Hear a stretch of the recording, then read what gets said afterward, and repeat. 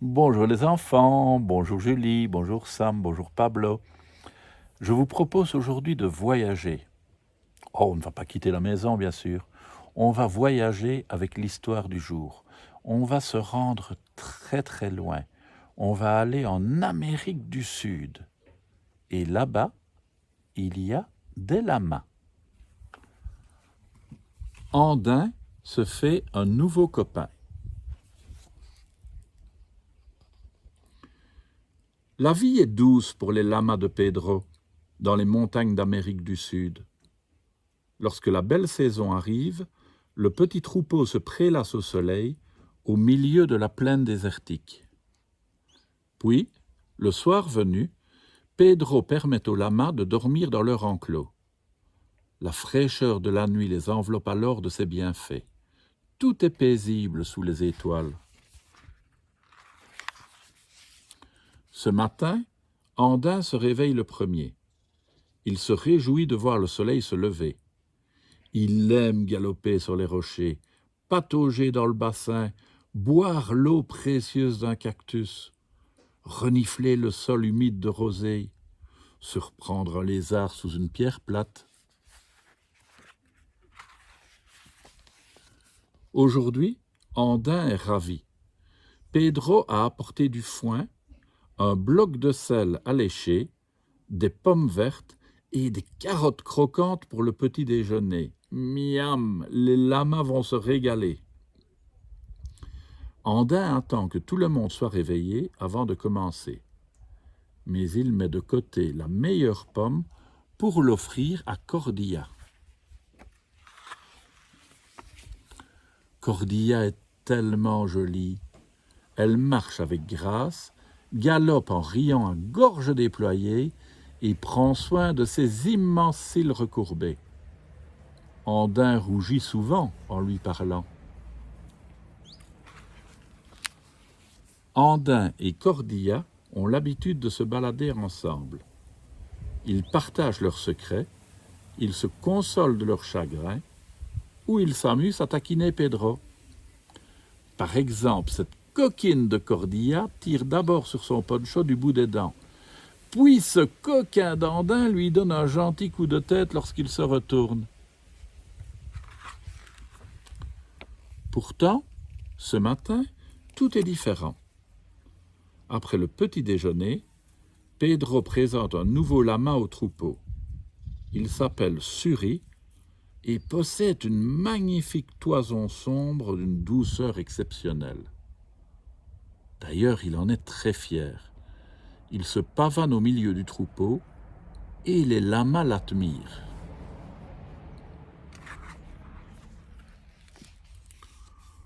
« Oh là là, Suri est magnifique !» s'exclame la mère d'Andin. « Il a bien belle allure !» renchérit son père. « Je suis sûr que c'est un prince !» ajoute Cordilla, l'œil brillant. Suri esquisse un sourire satisfait. « Je suis un roi !» raconte-t-il sans hésiter. Andin, agacé, a très envie de cracher au nez de ce menteur. Plus tard, Andin propose à Cordilla d'aller se promener à l'autre bout de l'enclos, là où l'herbage pousse un peu. Mais pour la première fois de l'été, Cordilla refuse de l'accompagner. « Désolé, Suri m'a déjà invité, » explique-t-elle à son ami. Plus les jours passent, plus la colère d'Andin monte. Depuis l'arrivée de Suri, plus rien n'est comme avant dans le troupeau. Et le pire, c'est que même Cordilla commence à changer. « Tu ne vois donc pas à quel point Suri est ridicule, se fâche Andin. » Cordilla secoue la tête. « Non, Suri n'est pas ridicule du tout, » proteste-t-elle. Andin frappe du sabot par terre. Il en a plus qu'assez. Alors, incapable de contenir sa mauvaise humeur plus longtemps, il fonce au triple galop jusqu'à Suri. Il se dresse face à lui et... Burk! Il lui crache en plein sur le museau. Quelle honte pour Suri! Ha ha ha ha! Tu fais moins le fier à présent, se moque Andin. Mais au même moment, Pedro vient chercher Suri pour le tondre. En été, les lamas ne doivent pas garder leur épaisse toison. Pauvre Suri. Maintenant, il se sent ridicule pour de vrai. Il n'ose plus du tout se vanter ni parader. Il se cache même derrière un arbre, le malheureux.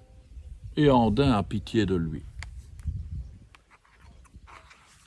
« Je regrette de t'avoir craché dessus », s'excuse Andin en rejoignant Suri. « Ce n'est pas grave, assure ce dernier. Le seul problème, c'est que ma splendide laine sombre me manque. Je ne l'avais encore jamais fait tondre, tu sais. » « Ne t'inquiète pas, elle repoussera, remarque Andin. Mais cette nuit, tu risques d'avoir un peu froid. » À l'heure où les lamas se serrent les uns contre les autres pour dormir, Suri préfère rester dans sa cachette. Brrr, mais comme il fait frais sans une épaisse toison pour se protéger. Andin s'approche en silence de Suri. Il se couche tout près de lui afin de le réchauffer.